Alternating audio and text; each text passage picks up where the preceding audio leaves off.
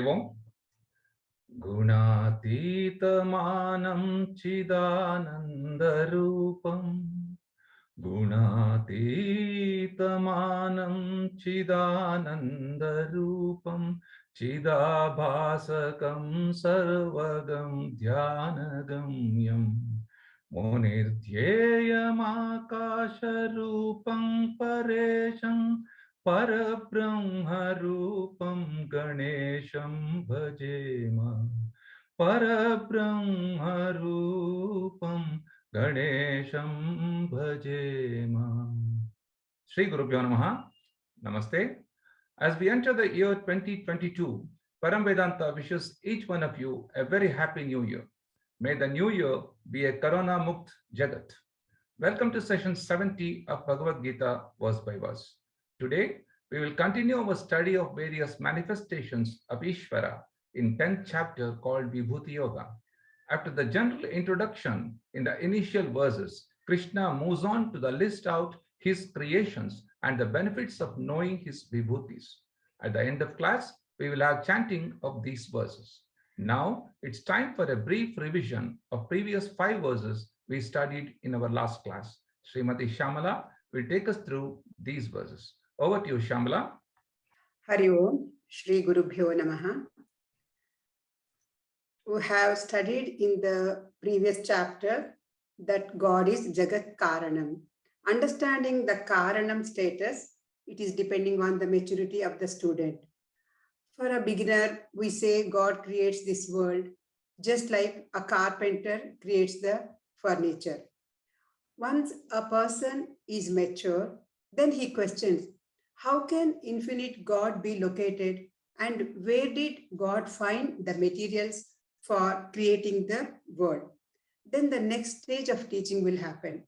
What is that? God creates the universe is equal to God himself manifests as the universe, because for God to create, there is no outside material. God himself has become the universe. The word Vibhuti is used to describe the 10th chapter, Vibhuti Yoga.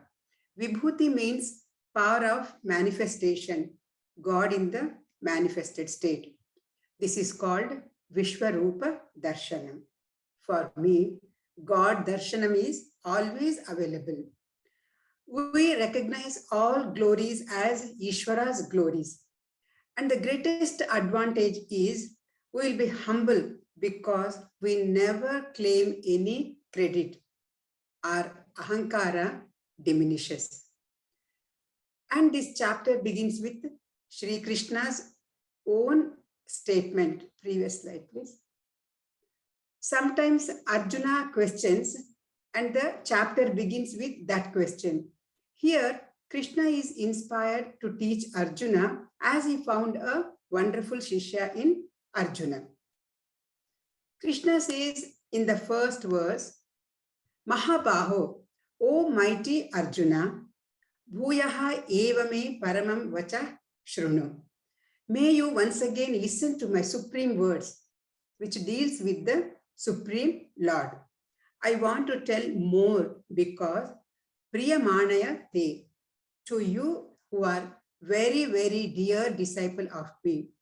And this teaching is beneficial to you. Hita Kamyaya. Next slide, please.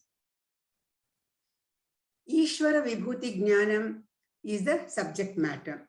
Krishna says that this topic cannot be learned from anywhere else because nobody else knows his glory in its entirety.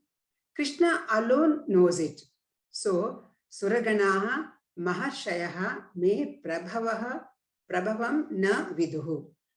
Even devas like Indra, Varuna, and so on, and great rishis do not know about the God and the origination of the world. They do not know my full glory. Then what is the truth? Ahamadirhi devanam maharshinancha sarvashaha. I am the cause of devanam, all the devas, including Brahmaji. Maharshinam, all the rishis also, they do not know me because I existed before they were born. In fact, I myself manifest as those people. Next slide, please. If a person is an intelligent one, he will certainly apply his mind to know the Jagat Karana Ishwaraha, Yo Mam Veti, and what type of God he is, Ajam Anadincha, who is birthless and beginningless. If you scientifically analyze, God is causeless and therefore only Loka Maheshwaram. And I am the Lord, the creator who is the controller of the whole universe. And Saha Martyeshu Asamuraha. He is the most intelligent person among human beings. He has utilized his life for worthy knowledge. And such a great person, what benefit does he get? Sarva papai pramuchyate. He becomes freed from all the papas, all the samsara. He becomes liberated. Next slide, please.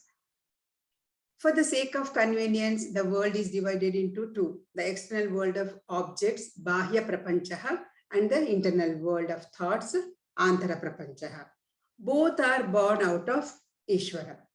The Antara Prapanchaha is enumerated here in the verse number 4 and 5. I will mention a few of them. Buddhi, Jnanam, Asammoha, Kshama, Satyam, Dhamma, Shama, Sukham, Dukkham. Like these varieties of thoughts are there inside. This is not an exhaustive list. Krishna has just given a list. We can fill up the rest. These are the inner world of thoughts.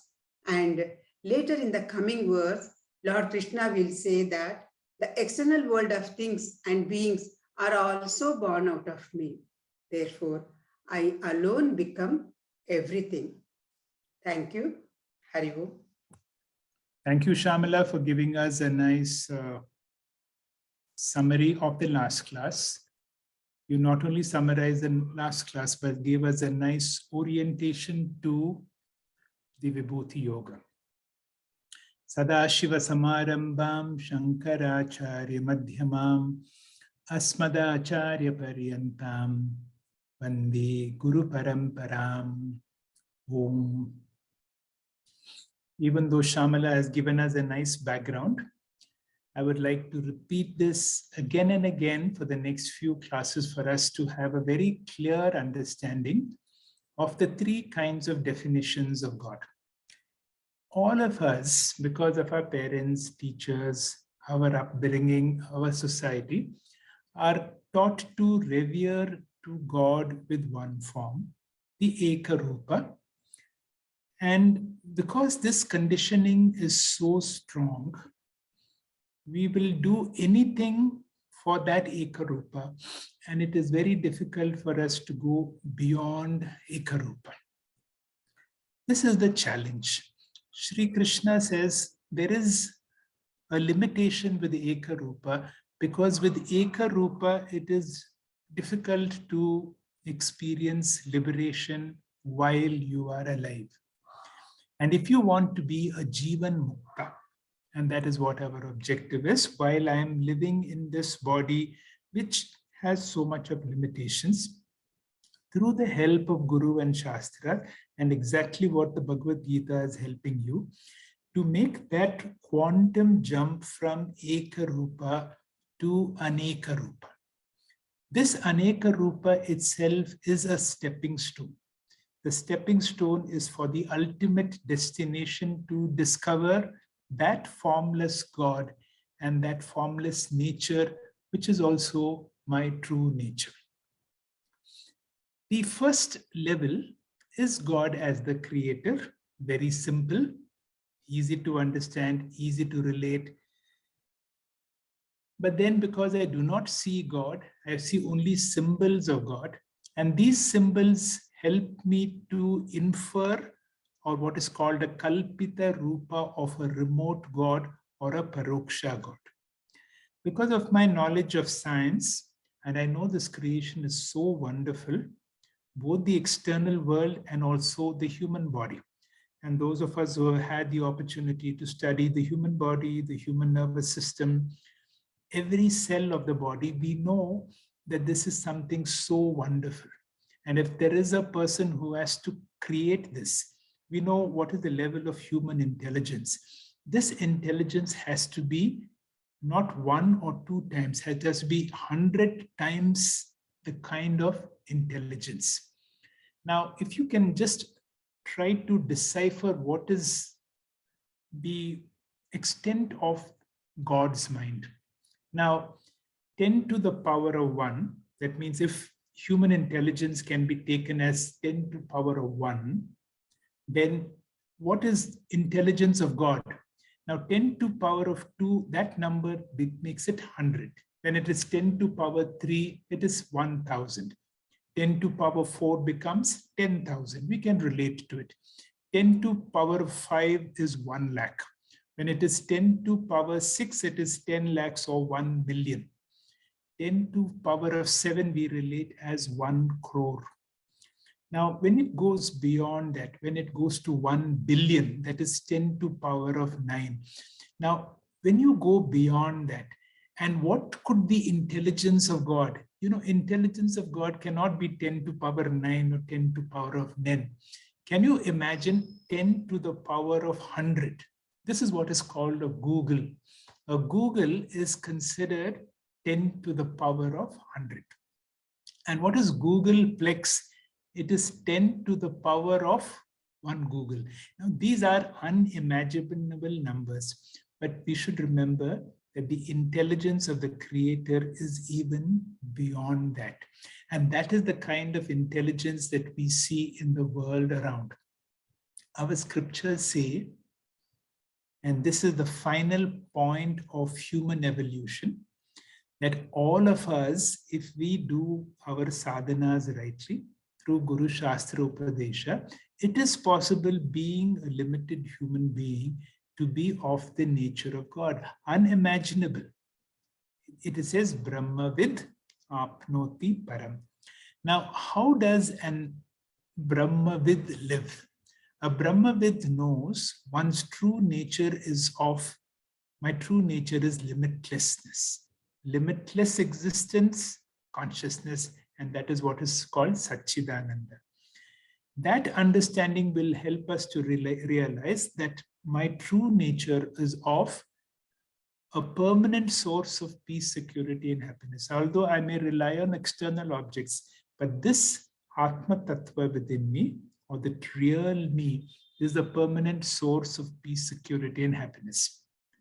Because of this Atma Tattva, my body is enlivened, and through this enlivened body, I'm able to experience this world. Now, this is a vision of a person who has understood Brahmavid apnoti param. And such a person can say with confidence, and this is what our objective should be, that I am of a higher order of reality, just like a dreamer has been awoken to his dream, or a person who is watching a movie and is seeing adverse events but knows that it cannot affect him. So too can I awaken to that higher level of understanding. To reach that level, we have an intermediate step. And that intermediate step is the level 2 of Aneka Rupa or Vishwarupa. And this comes from the fundamental question, if God had to create the world, with what did he create? And the answer is God created the world from himself. And therefore now God becomes Pratyaksha. The ground beneath me, the air that I breathe, the space that I can relate to, consider any of these 5 elements. All of them are godliness.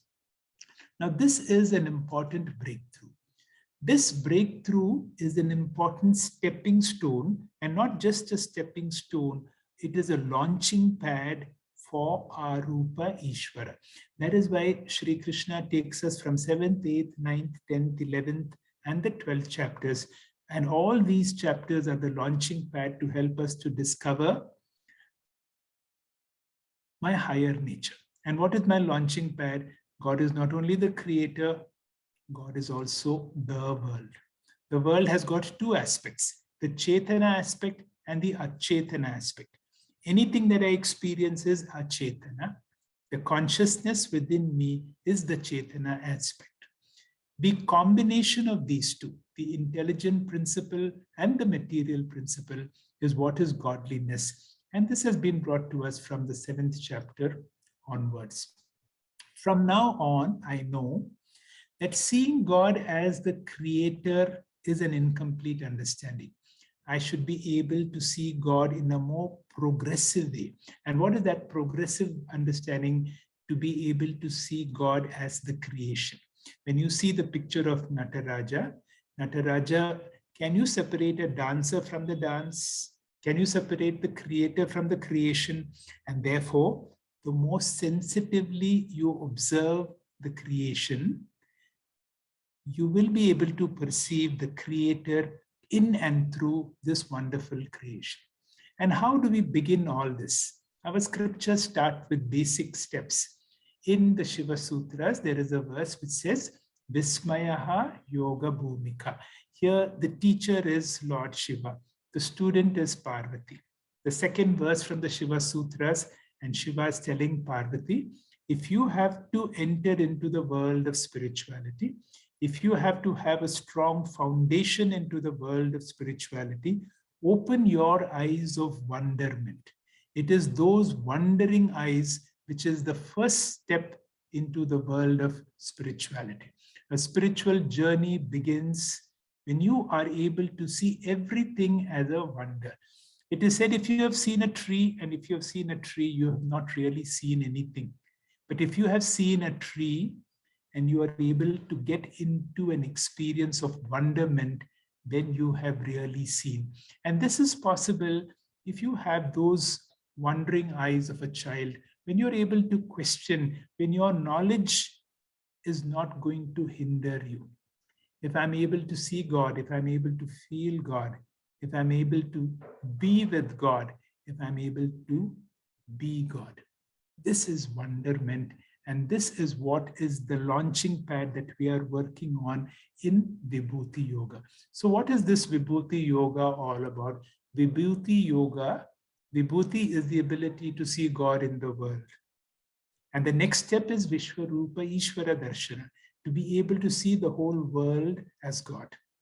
As we know, this is a stepping stone to Arupa Ishvara. What we need to work on is, if everything is God, things like I dislike, I hate it, I can't tolerate these things, what is called raga and dvesha, I need to work on. Our opening verse, which will be the 6th verse, will be explained by Venkatesh Prasad. Over to you, Venkatesh. Thank you, sir. Sri Gurubhyo Namaha.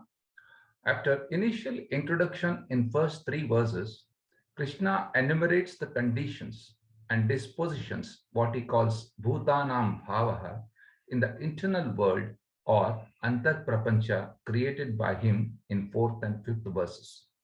Now, in 6th verse, he turns to external world or Bahya Prapancha. The verse goes like this. Mahashaya sapta purve chatvaro manavastatha madbhava manasa jata esham loka ima praja. The 7 great sages, the earlier 4 sages, and the 14 manus who possess my nature and whose progeny are these in the world are born of my mind. Now, the creation of external world is being talked about. And first, the Lord created the Sapta Rishis as well as 4 Sanakadi Rishis, and thereafter only all other human beings came. One set of Rishis indicating Grihastha Rishis in Pravritti Marga, other set of Rishis representing Nivritti Marga. So, the Sapta Rishis represent the Grihastha Parampara, and Sanakadi 4 Rishis represent the Sannyasi Parampara, and out of these 11, all other things came. As we see in the next slide, Sapta Maharshayah, the 7 great Rishis who are Atri, Bhrugu, Kutsa, Vasishtha, Gautama, Kashyapa, and Angirasa. Our Puranas mention, apart from Saptarshis, Saptachandas or 7 meters, Gayatri, Ushni, Anushtup, Brihati, Pankti, Trishtup, and Jagati, and Sapta Devatas, Agni, Vayu, Arka, Vangisha, Varuna, Indra, and Vishwadeva. We learn from Puranas that first Brahmaji came out of navel of Vishnu. Then Vishnu transferred the job of creation to Brahma, and Brahmaji created the initial one through mere Sankalpa. Sankalpa matrena saha mahatejaha, Manasaha, and that's why they are called Manasa Putras. He created 4 rishis, Purve Chatvaraha, named Sanaka, Sananda, Sanat Kumara, and Sanat Sujata, with the hope that these 4 will marry, get children, and the parampara will be protected. But what did these 4 do? They straightaway opted sannyasa marga, brahmacharya eva sannyasa. Brahmaji was disappointed and was very angry. Therefore, from Brahmaji's eyebrows, there came out Ekadasha Rudras. Since they came out of his anger, they are called Rudras. There are different names for these Rudras in different Puranas. Since the 4 rishis took Nivritti Marga, Brahmaji was compelled to create Saptarshis, whom we discussed earlier. These 7 rishis took Pravritti Marga, became Samsaris. Although they were rishis, they were not sannyasis, but had families and children. Thus, they continued parampara of procreation. As we move on to next slide, not only these 11 rishis, Brahmaji also created 14 manus, Tatha Manavaha, who preside over a particular age, a particular era called Manvantara, which is supposed to be consisting 71 Chatur Yugas. That is 71 cycle of all 4 yugas. 71 Chatur Yugas is a Manvantara, and that is presided over by 1 Manu. The 14 Manus are Swayambhu, Swarochisha, Uttama, Tapasa, Raivata, Chakshusha, Vaivasvata, Savarni, Daksha Savarni, Brahma Savarni, Dharma Savarni, Rudra Savarni, Deva Savarni, and Indra Savarni. Presently, we are in Vaivasvata Manvantara, presided over by Vaivasvata, the 7th Manu. After another 7 Manvantaras, Brahmaji's 1 waking day of 12 hours gets over, and all 14 Manus will disappear and new Manus will appear. Because of these Manus, we are called Manavas. All these 11 rishis and 14 Manus are born out of Manasa Jata by mere Sankalpa. Each one of them have the same nature of mind, Madbhava. Bhava means both nature and bhakti. All these rishis and Manus have devotion to me, and therefore from out of these Esham Manus, all the later beings Imam Prajaha are born Loke in this world. Hence, this world is born out of my mind. Hari Om, thank you. Thank you, Venkatesh, for explaining this verse number 6, in which Sri Krishna says, everything comes from the Lord alone. And the Lord does not create the world directly. There is one step in between. And the step in between is he creates the Saptarishis, and also the 14 Manvantaras. Predominantly 4. In this verse, it is said 4 because of the 14, the 4 are important. And it is the progeny of these Maharishis and the Manvantaras that this whole world has come into being. Now, there is a nice word which says Madbhava. That means all that have come from these rishis have Madbhava, have my nature. And if God's nature is Sat Chit Ananta, all of us who have come from these Sapta Rishis are also Sat Chit Ananta. And all these have come from the mind of the Lord itself. The next verse, and a very key verse, verse 7, will be explained to us by Dr. Ravi Shankar. Over to you, Dr. Ravi Shankar. Shri Gurubhyo Namaha. Etam vibhutim yogancha Mama yo veti tattvataha so vikampena yogena yujyate natra samshayaha. In this verse, Sri Krishna has already explained earlier that the power of manifestation, as we see in the next slide, is called Shakti, which is yoga or Yoga Shakti or Maya Shakti or Ishvara Yoga, and it is invisible. The unmanifest is inferable, known as Anumeyam, like butter in milk. There is a need for some power to extract it, and that is the Shakti. The manifest is perceptible, and that is known as Pratyaksha. Lord Krishna says, Vibhutim yogam chamam. I have both the yogas. Yoga, which is inferable, and Vibhuti, which is perceptible. Let's see what is the difference between yoga and Vibhuti. We notice in the next slide that yoga is the Karana Shakti, Nirvikalpa, Avyakta, and it is inferable.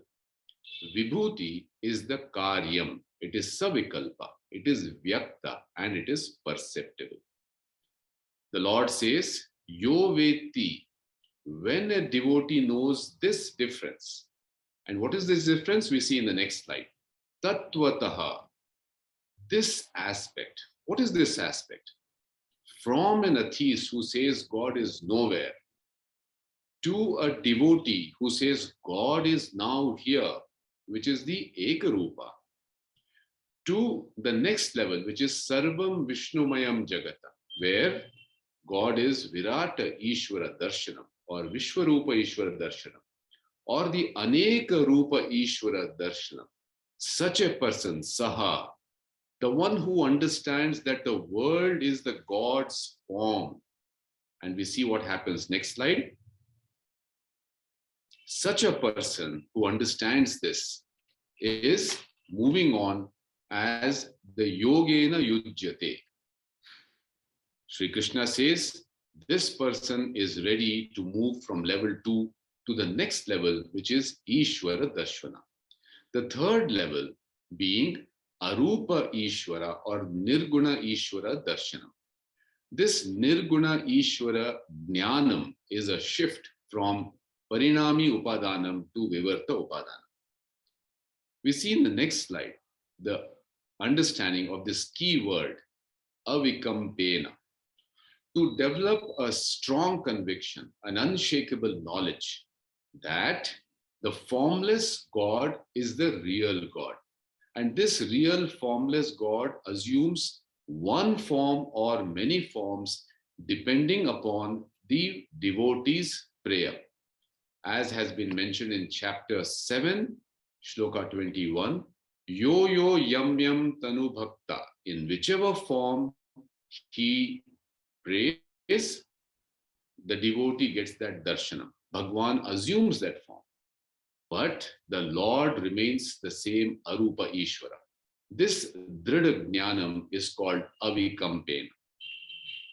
And then now we go on to say, Lord Krishna telling us in the next slide, a perfect promise, a guarantee, a lifetime warranty card to say, Na atra samshayaha. There is absolutely no doubt that one who moves from Ekarupa to Anekarupa will definitely come to me as the Arupa Ishvara Jnana. Hari Om sir. Thank you, Dr. Ravi Shankar. That's a wonderful teaching methodology of focusing on the key words and highlighting and explaining them as clearly as possible. And it is important because this is a key verse. Swamiji in his Bhashyam spends a lot of time explaining this particular verse, saying that this is the seed for the next 4 verses. And on the basis of these 4 verses, only after 4 verses from now comes the famous question from Arjuna, which is the basis for the Vibhuti Yoga. So what Sri Krishna is trying to say is that what do we have to reach God? We don't have to do anything. We have to know, and we have to experience that God is not someone away from us. God is right here and possibly in me. And we have to take that courage to be able to say, is me. Now, to go through this and how to go through this avikalpena yogena, this understanding that God is in me, God is me, God is around me, and the whole experience is nothing but godliness. And to be absolutely convinced requires a number of steps that we are working on. And those steps are all the Vibhuti Yoga. So this is a key verse to understand that let us experience godliness in all the 5 elements. The bhumi that I am on is God. The water or any liquid that I drink, the air that I breathe, the warmth of the fire around me, the vast space around me, from the elements to the elemental. If I'm able to develop a sense of reverence to everything, and one day, without our understanding, we will move to level 3. This key verse will be explained in detail more in the subsequent verses. Triveni, please. Om Shri Gurubhyo Namaha. Aham sarvasya prabhavo mattas sarva pravartate iti matva bhajante mam buddha bhava samanvitaha. I am the source of everything.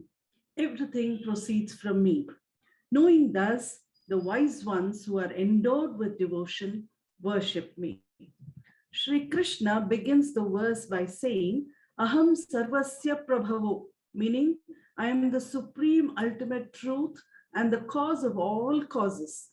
He has repeated this multiple times in the Bhagavad Gita in verses 7.7, 7.12, 10.5, and 15.15.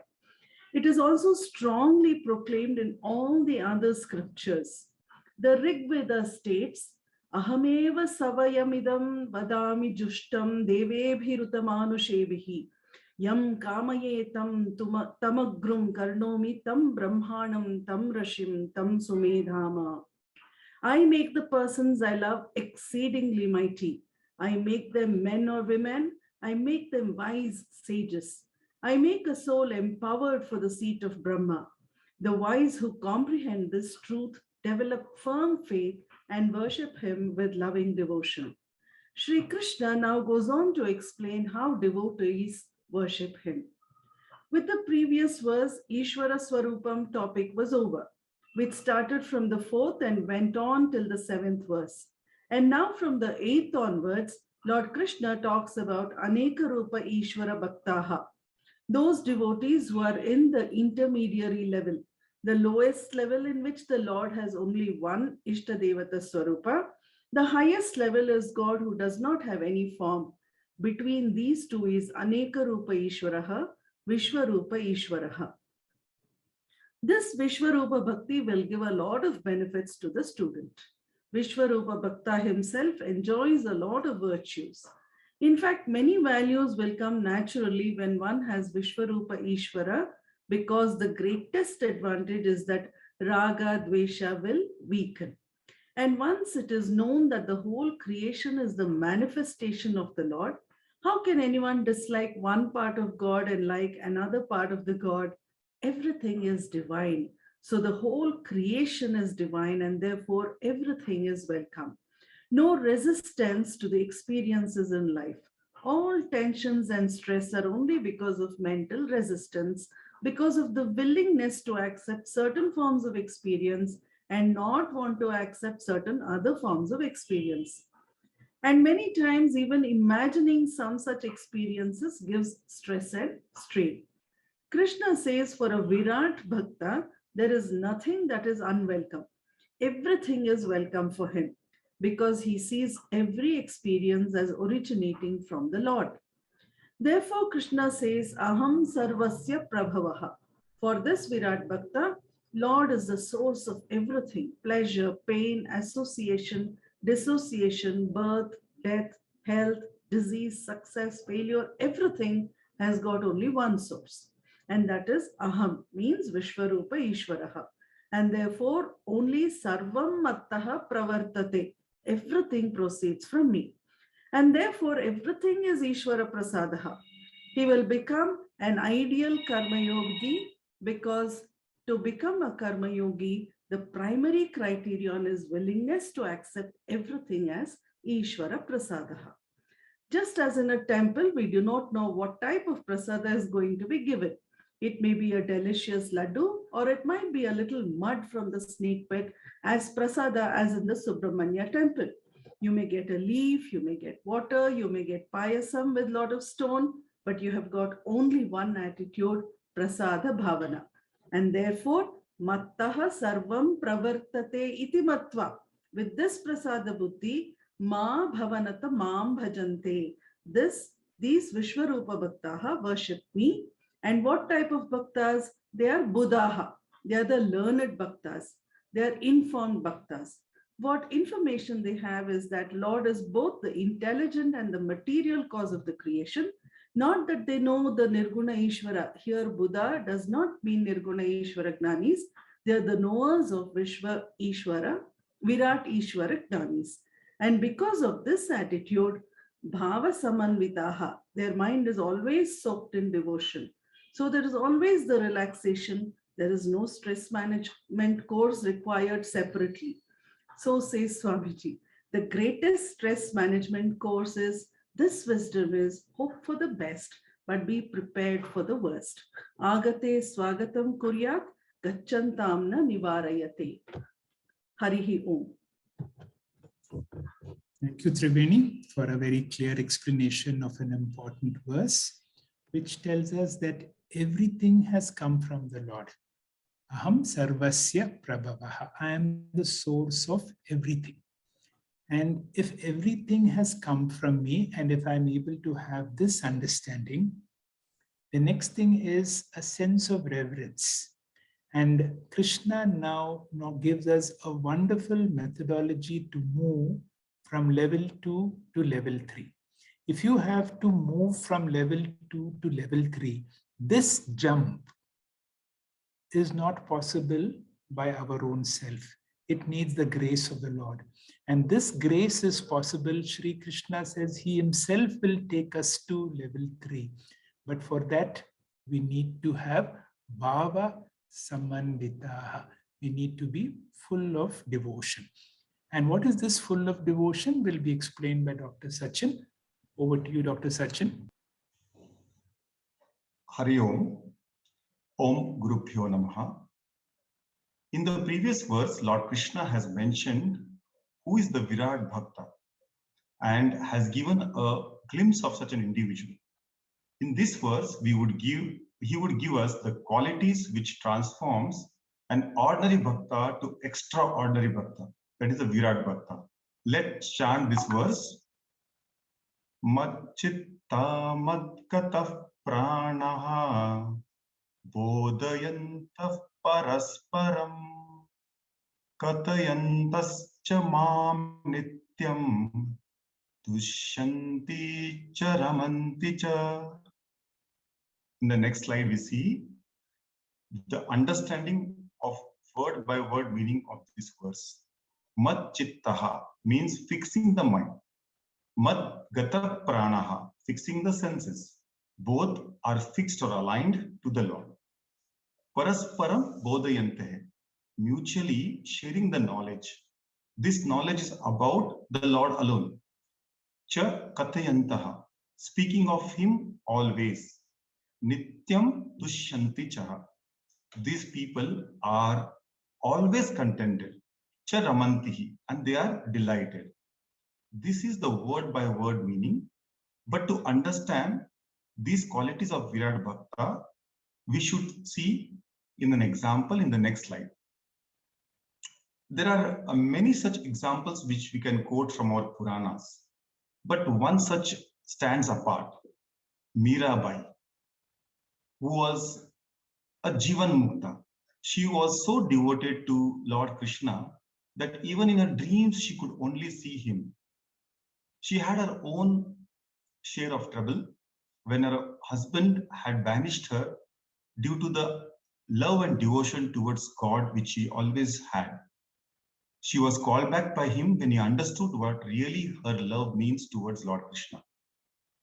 She fulfilled her single most duties, every duty of being a wife, being a queen of the kingdom, but she never ever forgot for even a moment that she is none other than loved by Lord Krishna. Every breath of her, she chanted the Krishna Nama. In the good as well as not so good times, she never forgot her focus. Her bhajans were so melodious that even whoever seek blessings of her, they could go closer to the Krishna. Many are saints and kings alike seeked her blessings and bowed down to her in admiration towards her bhakti. Her focus in her mind and senses were always towards none other than the Lord. She preached Lord's teaching till the end. Whoever seeked her blessings got to know about Lord. She was contented in her days of glory and the glooms equally. And finally, she became one with the Lord. A true Virat Bhakta can be understood and felt with the story of Mirabai. In the next slide, we see Lord also wants us to be known with these qualities which is given in this verse,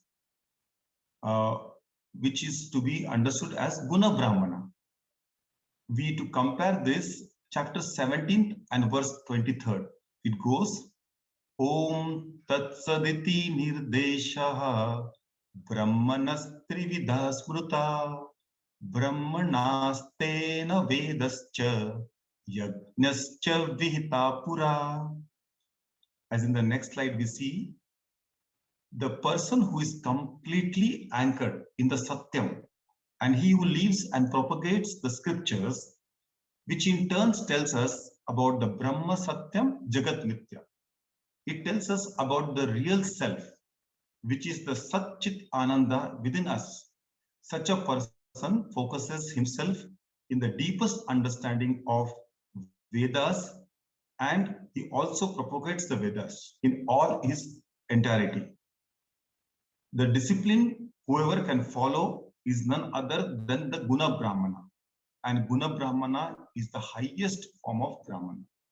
So this verse also explains about how one should follow a life by seeing Lord in everything and everyone around us, and become a karma yogi, as in so said in the last verse, and accept every karma phalam as Lord's prasada. The one who follows this diligently in his daily life will be delighted. Will be delighted to be one with God himself ultimately. This is the promise given to us, all of us, by this verse. Hari Om, thank you. Thank you, Dr. Sachin, for a nice explanation of the verse, focusing on bhakti. Why is bhakti important? Because exactly what this word says, mat chittaha, keep your mind on me. All your sense organs are also focused on me.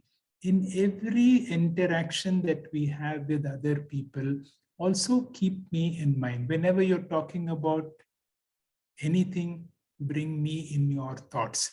And tushyanti, content and also to be reveling. Now, once I'm able to see godliness, then comes the reverence, then comes the sense of bhakti. You are able to perceive God in and through everything. This is a verse that is often quoted for Nididhyasana, originally from the Yoga Vasishta, but it is again quoted and in the Panchadashi, chapter 7, Tad Chintanam, keep Brahman or keep God in your thoughts. Tad Katanam, share it with others. Anyun Tad Prabodhanam, awaken others in the same idea. Eka Deka Paratvam Cha, Other than this, let no other thought take predominance. Brahmabhyasa vidur buddhaha. The wise people talk this as the definition of Brahmabhyasa or Nididhyasanam. The last verse for today will be verse 10. Dr. Sanjay, please.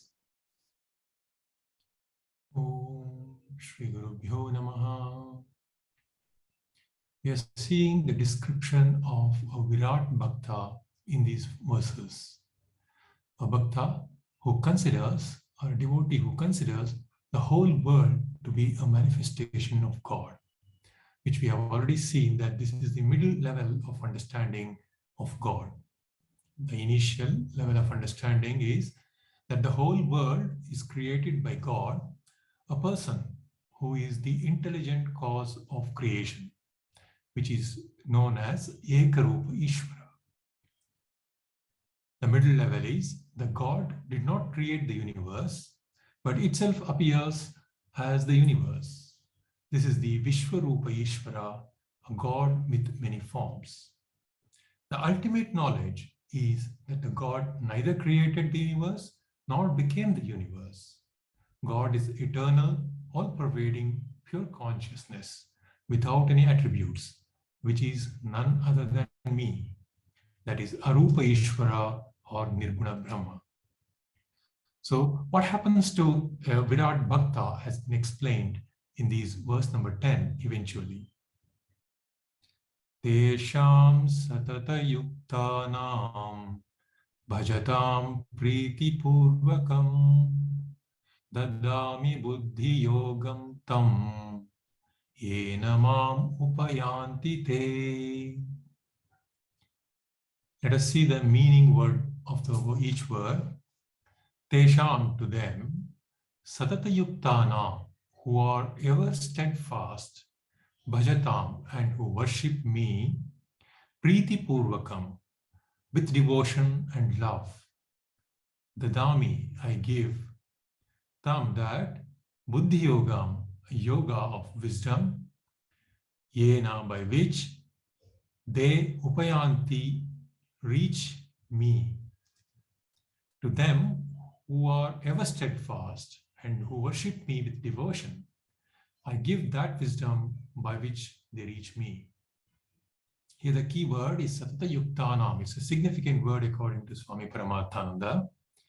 He says these devotees never forget their fundamental relationship with God in and through all their relationship with other people. Just like, for example, a wave in the ocean. There are many waves, but the wave knows that it's born in the ocean, it is sustained by the ocean and ultimately resolves into the ocean itself. Similarly, a Virat Bhakta knows that his relationship with fellow human beings and the world is only incidental. What is permanent is our relationship with the Lord. These people do not forget this. It's in the back of their mind all the time when they are transacting in this world. That is the Karma Yoga way of life, wherein all experiences and whatever they go through is nothing but God, Vishwarupa Darshana. So what they do, they bhajatam, priti purvakam. They worship the God with devotion and love. And this devotion and love is born out of understanding. What is the understanding that they have? They know that God alone is the ultimate peace, security, and happiness in life, and hence God is their goal. Such people are Tivra Mumukshu. This is Nishkama Bhakti. What will happen to such people ultimately? Krishna says he will give them the wisdom, that is the Jnana Yoga, which is Vedanta Shravana Manana Nididhyasana, by which one will discover the real nature of God, which is neither Ekarupa nor Vishwarupa, but Nirguna Brahma. With this knowledge, they reach me, reach Krishna, he says, meaning they become one with God. This is not a physical merger, but it's the understanding that they are not different from God. Hari Om. Thank you. Thank you, Dr. Sanjay, for another nice explanation of this verse. Tesham satata yuktanam Bhajatam Priti Purvakam. For those who are my devotee. What will happen? He says Dadami. Now to move to the next level of Arupa Ishvara. Is it possible through our own effort? Here Sri Krishna as the Lord of the universe is saying, it is possible because I am there, Dadami. I will give you a teacher. I will give you the opportunity. I will give you the text. Now here is the Lord of the universe promising us that if you have that form of devotion. So all our objective is to be very sensitive to the world around as nothing other than the body of God. Once I'm able to see the whole world as God and to be able to relate to it with a deep sense of reverence, Krishna says the rest of the job will be his Dadami. I will give you the necessary intelligence. I will give you the necessary knowledge. I will give you circumstances. I will give you teachers that will help you to reach me. See, this is the promise. And this is the beautiful promise. This chapter goes on to one more verse. And in the 12th verse, Arjuna takes over for that key question. And Arjuna's question continues to several verses. So the whole of the next class will be dealing with all Arjuna's verses, where our teacher Swami Paramatmananda ji very nicely calls it Namakam and Chamakam. Chamakam is when you have a certain request. Arjuna wants to know the vibhutis of the Lord so that he can reflect on the Lord. But for them, for that he does a Namakam. He praises the Lord. Param Brahma, Param Dhamma. So we have a set of very beautiful verses of devotion from Arjuna, which we will be seeing in the next class on the 10th of January. All those verses that we studied today, we will reflect again when Dr. Raksha Ravichankar will chant for us. Over to you, Dr. Raksha. Shri Gurubhyo Namaha.